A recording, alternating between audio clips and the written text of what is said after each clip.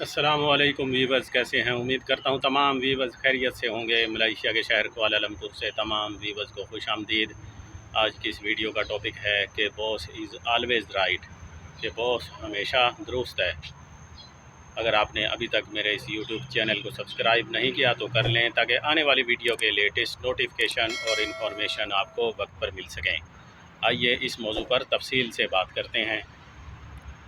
अगर आप पहली बार परदेश में जा रहे हैं जॉब के लिए, तो आपको सबसे पहले ये काम करना होगा कि आपके अंदर जो एक अना है, जो ज़िद है, जो कि अकड़ जिसको हम बोलते हैं, वो ख़त्म करनी होगी। अगर आपके अंदर ये चीज़ें, जिसको हम ईगो भी बोलते हैं, कि ये आपके अंदर मौजूद हैं, तो आप कभी भी परदेश में कामयाब नहीं हो सकते।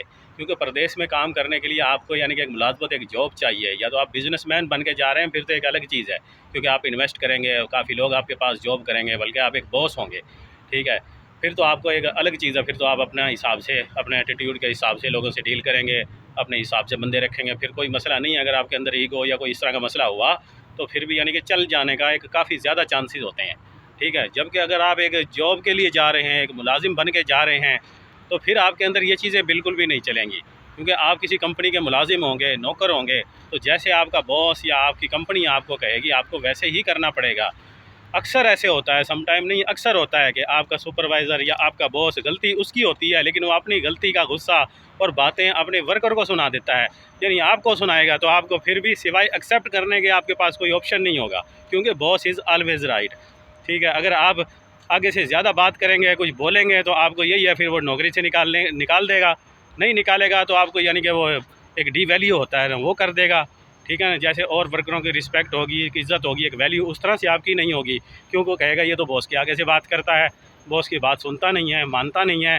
तो लिहाजा इस तरीके से आपको अपनी गलती तो तस्लीम करनी ही पड़ती है, यानी कि जो भी किसी की गलती हो उसको मानना ही पड़ेगी।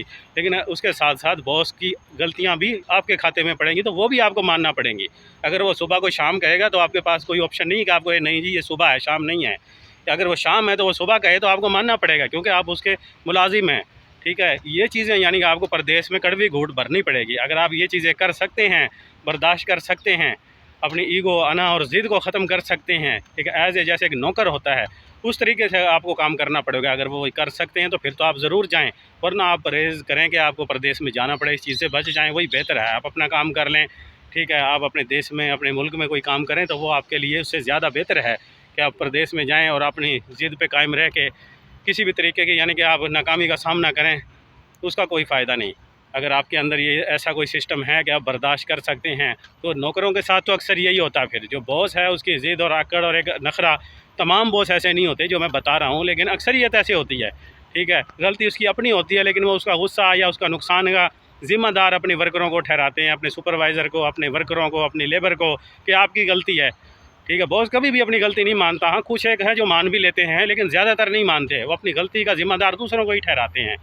तो यानी कि इसका यही मतलब है कि बॉस इज़ ऑलवेज़ राइट। अगर कोई तीसरा बंदा भी सुनेगा, उसको पता तो चल जाएगा गलती किसकी है, लेकिन वो बॉस के सामने वो आपको ही कसूरवार ठहराएगा।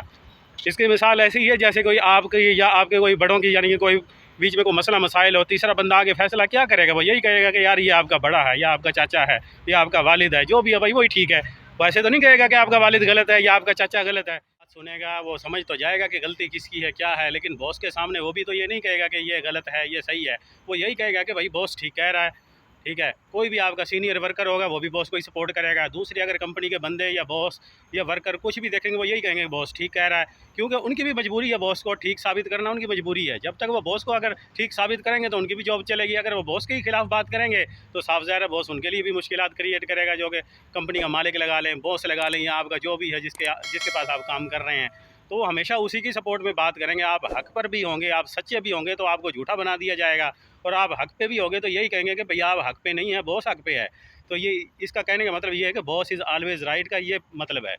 ठीक है, आपको अपनी गलतियाँ, अपने नुकसानात का तो जवाब देना ही होगा, साथ साथ में अपने बॉस का या अपना जो भी आपका यानी कि जिसके पास आप काम करते हैं, उसकी भी गलतियाँ और नुकसानात अपने खाते में डालनी होंगी। ये अक्सर हर जगह नहीं होता, लेकिन ज़्यादातर ऐसे ही होता है, 70% ऐसा लगा लें। तो इसीलिए कहते हैं कि बॉस इज़ ऑलवेज़ राइट। अगर आप इसी तरह की मज़ीद जॉब, सैलरी इन्फॉर्मेशन और मलेशिया के बारे में मज़ीद मालूमात जानना चाहते हैं, तो मेरे इस यूट्यूब चैनल को सब्सक्राइब करें, बेल आइकन को दबाएं, ताकि आने वाली वीडियो के लेटेस्ट नोटिफिकेशन आपको वक्त पर मिल सकें। मिलते हैं नेक्स्ट वीडियो में। अल्लाह हाफिज़।